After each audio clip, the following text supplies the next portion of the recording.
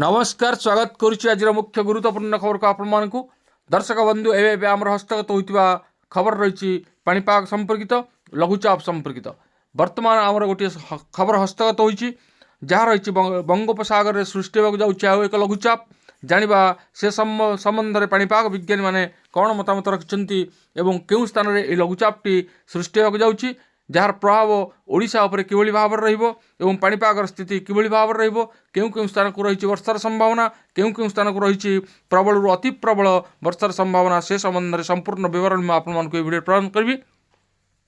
ସେଥିପାଇଁ ଆପଣମାନେ ନିଶ୍ଚିତ ଭିଡ଼ିଓଟିକୁ ପ୍ରଥମରୁ ଶେଷ ପର୍ଯ୍ୟନ୍ତ ଦେଖିବେ। ଯଦି ଭିଡ଼ିଓଟି ଭଲ ଲାଗେ ତେବେ ପାଖରେ ଥିବା ଲାଲ ବଟନ୍ ଦ୍ୱାରା ନିଶ୍ଚିତ ସବସ୍କ୍ରାଇବ୍ କରିବେ, ପାଖରେ ଆସୁଥିବା ବେଲ୍ ଆଇକନ୍ ମଧ୍ୟ ବଜାଇଦେବେ ଏବଂ ଉପରେ ଆସୁଥିବା ଅଲ୍ ନୋଟିଫିକେସନ୍ ଉପରେ କ୍ଲିକ୍ କରିବାକୁ ଭୁଲିବେନି ଯାହାଫଳରେ ଏଭଳି ଭିଡ଼ିଓ ସର୍ବପ୍ରଥମେ ଆପଣମାନଙ୍କ ନିକଟରେ ପହଞ୍ଚିପାରିବ।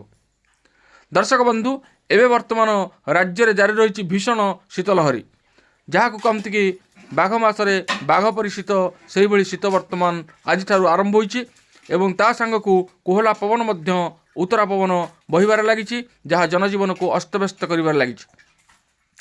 यार भितर आमर एक खबर हस्तगत होती जहाँ रही बंगोपसागर में सृष्टि है एक लघुचाप 24 घंटा मध्य आहरी घनीभूत होबार संभावना रही।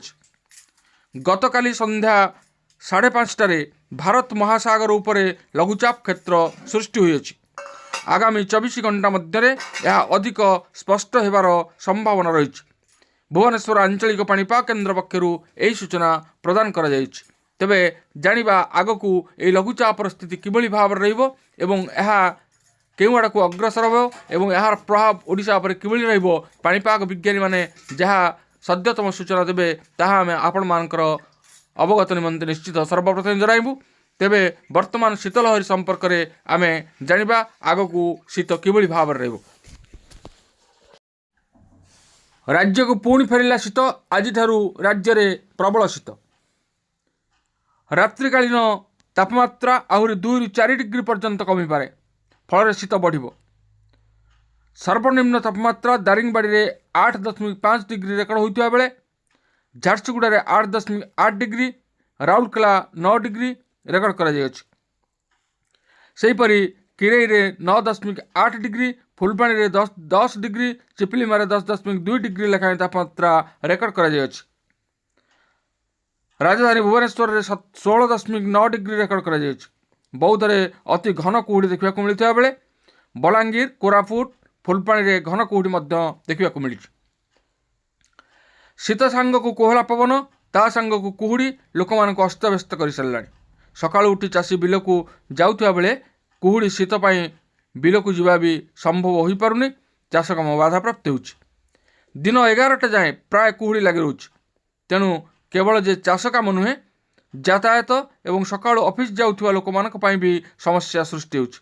घन कुहुड़ी कारण रास्ताघाट ठीक रे देखा जाउना जहाँफल अनेक दुर्घटना घटवार संभावना रही। तेज राज्य में यही भाव में स्थिति वर्तमान जारी रही। सेपटे बंगोपसागर में सृष्टि होता लघुचाप 24 घंटा मध्य आहरी घनीभूत होबार संभावना रही। गतकाली संध्या 5:30 भारत महासागर उपर जो लघुचाप क्षेत्र सृष्टि होती 24 घंटा मध्य अधिक स्पष्ट होबार संभावना रही। एने भुवनेश्वर आंचलिक पाणीपाग केन्द्र पक्षर स्पष्ट सूचना प्रदान कर अन्यपटे शीत सांग को कोहला पवन ता सांग को कुहुड़ी लोक मान अस्तव्यस्त करुच्छ। आसंता 3 दिन में सारा राज्य में रातिर तापमात्रा प्राय 3 डिग्री कमी पारे। परवर्ती 3 दिन में सर्वनिम्न तापमात्रा 2 डिग्री बढ़िबो। मकर संक्रांति जाए यह अपरिवर्तित रही पारे। 10 तारिख राति भुवनेश्वर ब्रह्मपुर समेत दक्षिण उपकूल में शीत सामयिक भाव में कमी पारे। 11 तारिख में शीत पुणी लेउटिबो।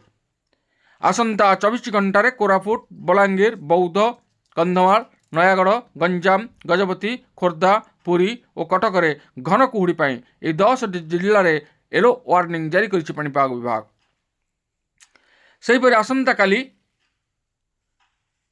गंजाम गजपति कंधमाल नयागढ़ कटक ढेंकानाल यह 6 जिला को घन कुहुड़ी पाई येलो वार्निंग जारी करिछि पाणीपाग विभाग। एने भुवनेश्वर आंचलिक पाणीपाग केन्द्र पक्षर स्पष्ट सूचना प्रदान कर तेज दर्शक बंधु एथिला आज पाणीपाग संपर्कित बा लघुचाप संपर्कित एक विशेष गुरुत्वपूर्ण सूचना। आज पुणी देखा आगामी भिडियो। रोज धन्यवाद, नमस्कार।